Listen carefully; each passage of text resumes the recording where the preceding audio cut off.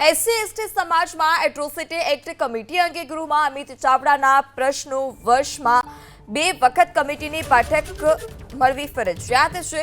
જાન્યુઆરી અને જૂનમાં કમિટીની બેઠક મળતી હોય છે, પરંતુ વર્ષોથી કમિટીની બેઠક નિયમિત નથી મળતી તે પ્રકારના આરોપ પણ અમિત ચાવડાએ લગાવ્યા। ધારાસભ્ય જિગ્નેશ મેવાણીએ હાઈકોર્ટમાં દાદ માંગી ત્યારે બેઠક મળી, તેમ છતાં 2 વર્ષમાં ફક્ત એક જ વખત બેઠક મળી।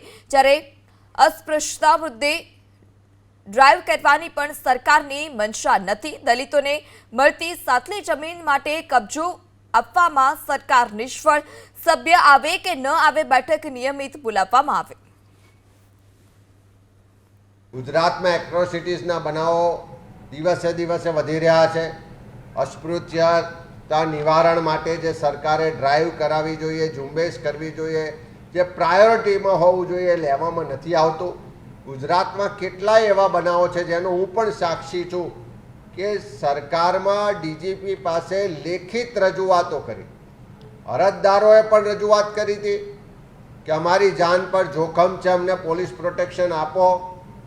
તેની અરજીને કોઈ ધ્યાનમાં ના રાખ્યું, અમે પણ સરકારનું ધ્યાન દોર્યું, તેમ છતાં કોઈ કાર્યવાહી ના થઈ અને એવા 6 લોકોની હત્યાઓ છેલ્લા ટૂંક સમયમાં થઈ છે। એ જ રીતે ગુજરાતમાં સફાઈ કામદારો પણ ગટરમાં સફાઈ માટે ઉતારવામાં આવે, કાયદાની વિરુદ્ધ હોવા છતાં ઉતારવામાં આવે છે, એના મૃત્યુ થાય છે, પણ એના જે અધિકારીઓ છે એની સામે કોઈ કેસ કરવામાં કે કાર્યવાહી કરવામાં નથી આવતી।